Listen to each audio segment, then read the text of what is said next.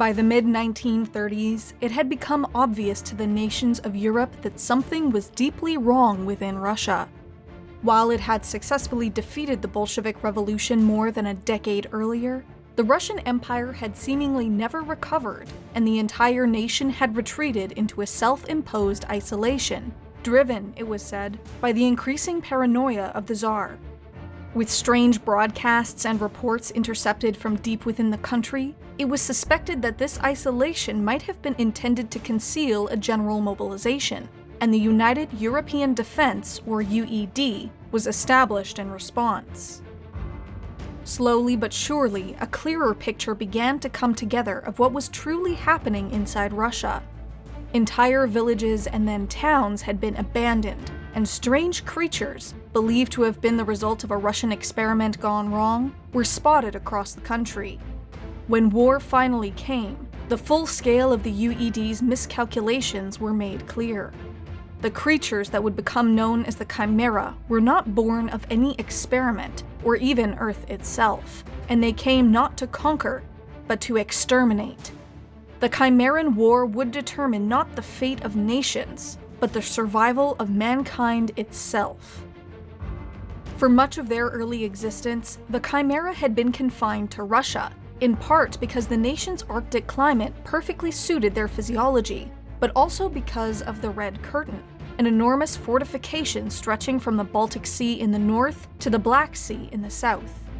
Despite their preparations, when the Chimera overcame the final remnants of the Russian Imperial Army and breached the wall in December 1949, the United European Defense fell apart almost immediately. The Chimera's numerical and technological superiority were their most obvious advantages over the UED, but the speed with which they advanced across Europe was unprecedented. Any static lines of defense were overrun or circumvented entirely. By January 1950, the Baltic states, Poland, and much of the Balkans were simply gone.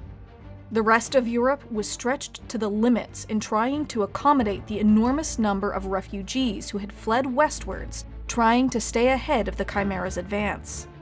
Startlingly, almost no refugees escaped from territories that had already fallen to the Chimera.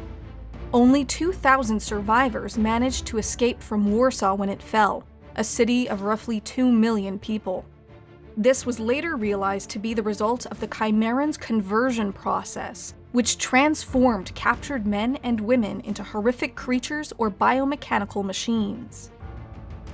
Even German panzer divisions were helpless when facing the increasingly advanced mechanized weapons utilized by the Chimera. In a desperate attempt to prevent the Chimera from reaching the refugee camps established on the banks of the Rhine, the German army adopted a complete scorched earth policy, destroying anything that might be of value to the Chimera. Unfortunately, they remained ignorant to the fact the Chimera had no need for human industry and resources, apart from human bodies themselves. When the futility of the struggle was finally realized, plans were made to evacuate Germany and the rest of Europe, though many of these efforts would be swept up by the enemy, condemning millions to the horrific conversion process utilized by the Chimera. In only 2 months, most of Europe had been defeated utterly, with the last line of defense centered on the mountains of northern Italy. With the knowledge of what was happening in the rest of the continent, hundreds of Italian soldiers committed suicide rather than becoming part of what they called the Deathless Plague. When Genoa was finally taken, Italian resistance ended completely. For 9 months, hope remained that the United Kingdom might remain free of the Chimera, and perhaps become a staging ground for some great counterattack. In October 1950, however, the Chimera crossed the Channel, having secretly tunneled beneath it. The British Army fared no better than their counterparts on the continent.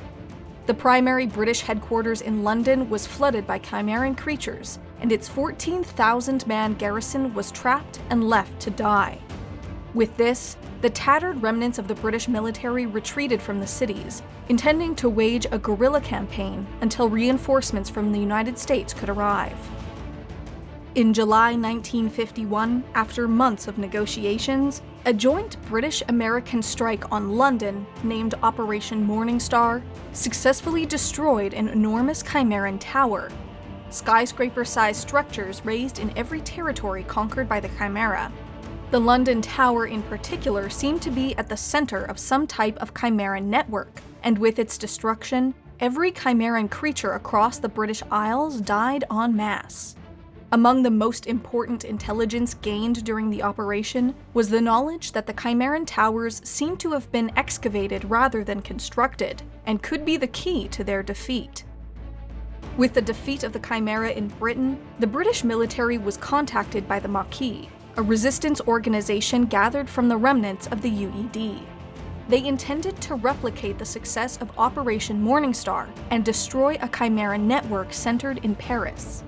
A method of resisting the Chimera's conversion process was discovered during the campaign, and together with the destruction of the Paris hub tower, delivered to the Chimera the largest decisive defeat since the start of the war. The Maquis and their British allies pushed onward into Russia, hoping to find some secret that might reverse their fortune. Ultimately, the respite gained here was short-lived. The Chimera had developed new conversion methods, and worse yet, began constructing fleets of battleships intended to reach the yet unconquered nations across the Atlantic and Pacific Oceans. In August 1951, the Chimera invaded Canada and the United States, testing local resistance with small-scale yet highly damaging strikes. President Noah Grace, believing a military victory to be impossible, enacted Project Omega, a top-secret contingency plan that proposed negotiating a truce with the Chimera, sacrificing the rest of the planet if the United States were left in peace. The plan hinged on a Chimeran entity known as Daedalus, the only creature yet encountered capable of high-level communication. Despite its capture, Daedalus was only amused by the proposal, and President Grace was later executed for his betrayal of mankind. Prepared to make a final stand in the heart of the country, the United States constructed the Liberty Defense Perimeter, a safe zone in the nation's interior surrounded by heavily armed defense towers.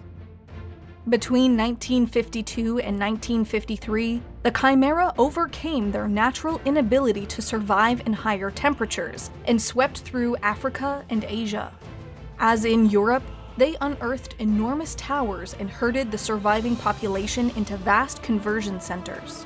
The Royal Navy managed to evacuate roughly 170,000 civilians, with the rest left to fend for themselves.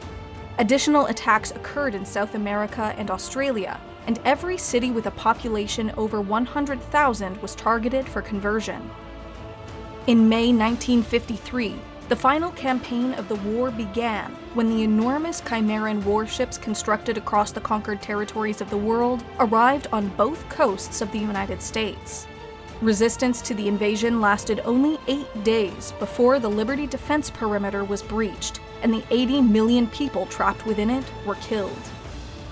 In one last desperate gambit, remnants of the American military attempted to destroy the Chimeran fleet which had gathered over the Chicxulub crater in Mexico.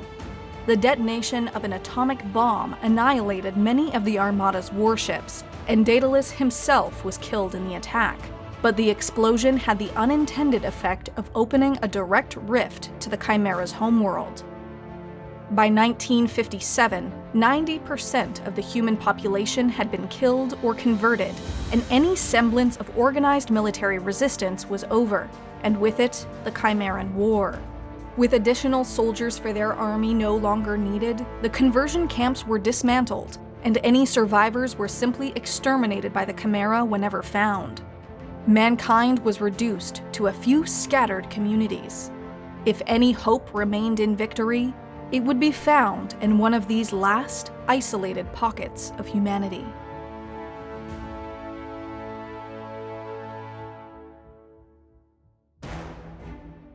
In High Command, the Templin Institute investigates the greatest battles, conflicts, and wars from across alternate worlds. If you have a suggestion for a future episode, let us know in the comments section, and if you'd like to support us directly, a link to our Patreon can be found in the description.